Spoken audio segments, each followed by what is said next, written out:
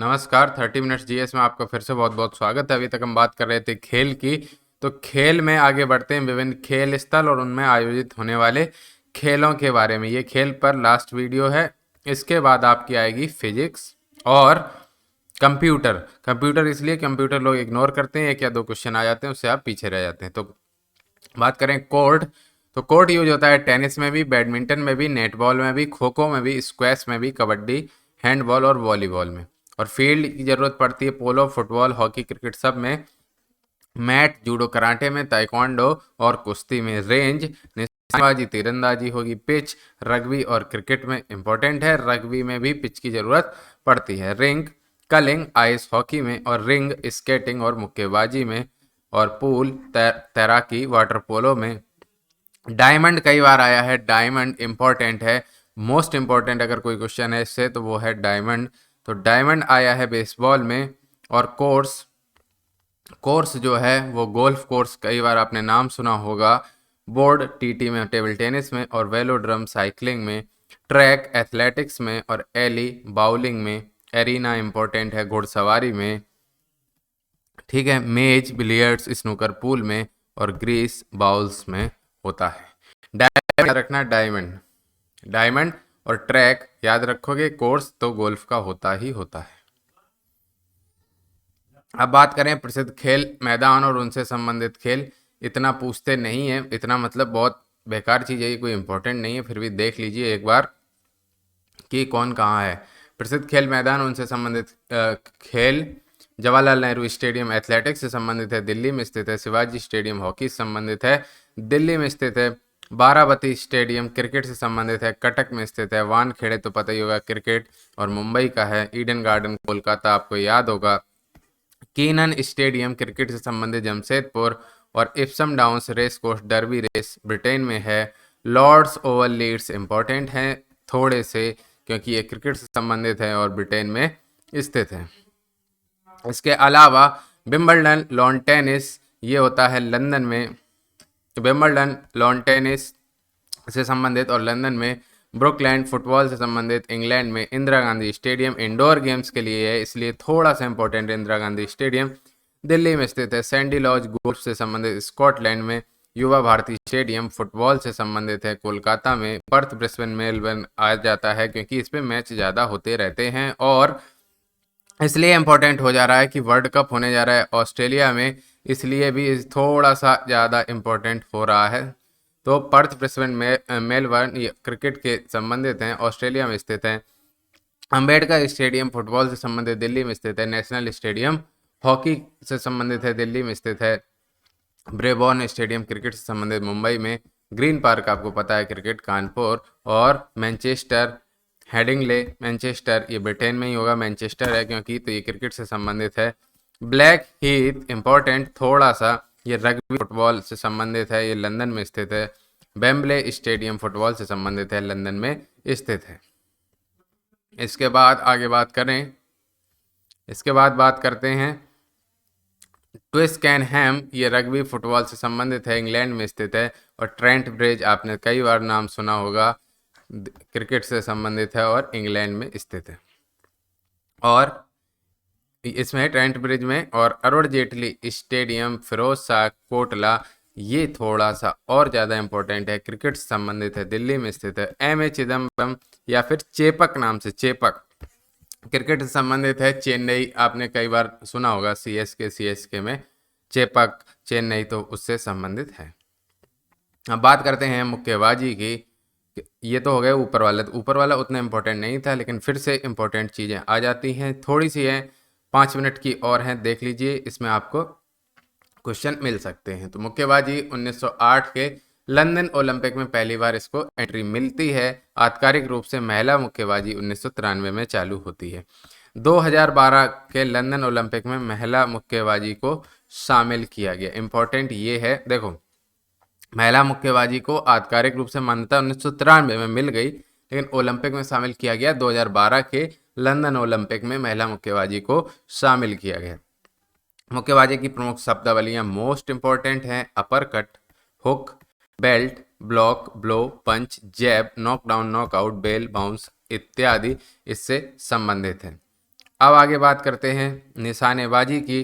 तो निशानेबाजी में भी 3 प्रमुख स्पर्धाएं हैं, यानी कि 3 कंपटीशन होते हैं। राइफल निशानेबाजी, एक रैपिड फायर पिस्टल निशानेबाजी और फ्री पिस्टल निशानेबाजी। राइफल निशानेबाजी क्या होती है, आपको नाम से ही समझ में आ रहा है, राइफल वाले। रैपिड फायर पिस्टल में पिस्टल के राउंड फायर करने होते हैं और फ्री पिस्टल निशानेबाजी होती है। निशानेबाजी का आपको कुछ नहीं, शब्दावलियां, हर चीज में हम क्या बता रहे हैं, आपको क्या याद रखना है, शब्दावलियां याद रखनी है।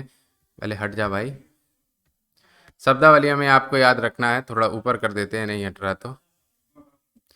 शब्दावलियों में हमें याद रखना है ये टूल।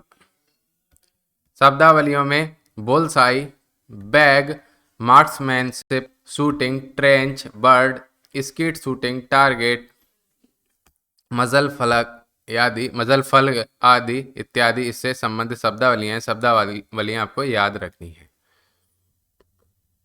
इसके बाद बात करें वॉलीबॉल की, तो वॉलीबॉल से क्वेश्चन जो आया है ज़्यादातर वो आए हैं कि कितने खिलाड़ी खेलते हैं। तो वॉलीबॉल में खिलाड़ियों की संख्या पूछ लेता है, इंपॉर्टेंट है वॉलीबॉल खेलने वाले खिलाड़ियों की संख्या। तो इनकी संख्या होती है 6 और वॉलीबॉल कोर्ट को विभाजित करने वाली रेखा मध्य रेखा या फिर सेंटर लाइन कहलाती है। FIVB नियम के अनुसार वॉलीबॉल के किसी भी अंतर्राष्ट्रीय खेल प्रतियोगिता हेतु इंडोर खेल परिसर की छत की ऊंचाई 12.5 मीटर होती है। इंडोर होता है तो 12.5 मीटर ऊंचाई, यहीं आएगा, सिर्फ ये आएगा कि खिलाड़ियों की संख्या कितनी होती है। तो क्रिकेट में 11 है, हॉकी में 11 है, वॉलीबॉल में 6 है, याद रखना है। और आगे देखो कबड्डी में, तो कबड्डी से भी जो क्वेश्चन आते हैं वो या तो शब्दावली के आते हैं या फिर इसमें आते हैं खिलाड़ियों की संख्या की। तो कबड्डी में खिलाड़ियों की संख्या हो जाती है 7 और शब्दावली में देख लो sitting block, end line, bonus line, baulk line, centre line, side line, lobby कई बार आपने सुना होगा। इसके बाद आगे बात करते हैं खो खो की। तो खो खो खेल में प्रत्येक टीम में कुल कितने खिलाड़ी नामित होते हैं, 12 खिलाड़ी नामित होते हैं, जिसमें 9 खिलाड़ी मैदान में उपस्थित होते हैं। कुल 12, लेकिन मैदान पे कितने होंगे, 12 उपस्थित होते होंगे और 3 क्या होंगे, सब्सटीट्यूट। तो 9+3 का कम्बिनेशन होता है 9 मैदान पर खेलने वाले 9 और 3 होते हैं सब्सटीट्यूट, जिनको चेंज किया जा सकता है बीच बीच में। अब खो खो के परिमाप आयताकार में और परिमाप आपको याद करने की जरूरत नहीं है। और वर्ग में बैठने वाले कहा जाता है चेजर, और चेजर के विरोधी को क्या बोलते हैं हम लोग, रनर। ठीक है, चेजर के विरोधी को हम कहते हैं रनर। हैंडबॉल की बात कर लेते हैं, तो इससे क्वेश्चन आएगा पेनाल्टी थ्रो। तो penalty throw handball water polo दोनों से संबंधित है। प्रत्येक टीम के खिलाड़ियों की कुल संख्या 14 होती है, जिसमें 6 कोर्ट खिलाड़ी, 1 गोलकीपर और 7 सब्सटीट्यूट। कुल मिला के मैदान पर उपस्थित होंगे 6 कोर्ट के, 1 गोलकीपर और 7 को सब्सटीट्यूट किया जा सकता है हैंडबॉल में। अब बात कर लेते हैं खेलों से संबंधित विभिन्न पुरस्कारों के बारे में। इससे ऊपर तो कुछ रह तो नहीं गया, 1 मिनट, हाँ ठीक है, यहाँ तक क्लियर है।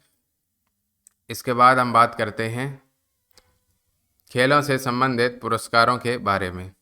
तो मेजर ध्यानचंद खेल रत्न पुरस्कार, इसका नाम पूछ सकते हैं आप, हमें कमेंट सेक्शन में बताइए। अब मेजर ध्यानचंद के नाम पर खेल रत्न पुरस्कार दिया जाने लगा है। अगर क्वेश्चन आया कि भारत का इंपॉर्टेंट है ये, भारत का सर्वोच्च खेल सम्मान कौन सा है, तो मेजर ध्यानचंद खेल रत्न पुरस्कार। स्थापना 1991-92 में की गई थी। ये भी पूछ लेता है कि कितना पुरस्कार, तो 25 लाख रुपए का नगद पुरस्कार, एक ये क्वेश्चन हो गया। और 2021 में इसका पुराना नाम हमने पूछा था, बता दे रहे हैं, राजीव गांधी खेल रत्न पुरस्कार का नाम बदलकर मेजर ध्यानचंद खेल रत्न पुरस्कार कर दिया गया है। आगे बात करें अर्जुन पुरस्कार की, तो यह पुरस्कार पिछले 4 वर्षों में अंतर्राष्ट्रीय स्तर पर उत्कृष्ट प्रदर्शन करने वाले खिलाड़ियों को प्रदान किया जाता है। और इसके लिए कितनी राशि, ये भी इंपॉर्टेंट है, 15 लाख रुपए की पुरस्कार राशि और अर्जुन की। और ये पूछ लेते हैं कौन सी प्रतिमा, सोने की, चांदी की, कांस्य की, तो कांस्य प्रतिमा अर्जुन की एक प्रदान की जाती है। अब बात करते हैं द्रोणाचार्य पुरस्कार की, तो इसे 1985 में प्रारंभ किया गया पुरस्कार शिक्षकों, कोच को उनके उत्कृष्ट प्रशिक्षण हेतु दिया जाता है, यानी कि जो कोच होते हैं उनको मिलता है। ये भी पूछ लेता है किससे संबंधित, तो कोच से संबंधित हैं, और शुरू किया गया 1985 में। ठीक है, तो इस तरह से यहाँ पर खेल से संबंधित सब कुछ खत्म हो गया। जो जरूरत एक्स्ट्रा होगी 10-20 क्वेश्चन, और वो मैं जो कह रहा हूँ कि पैट की 1500 इंपॉर्टेंट क्वेश्चन लाएंगे, उसमें आएंगे। तो इसके बाद शुरू करेंगे कंप्यूटर, फिर फिजिक्स। तो चैनल को सब्सक्राइब कर लीजिए और लोगों को भी शेयर करते रहिए। बहुत बहुत धन्यवाद।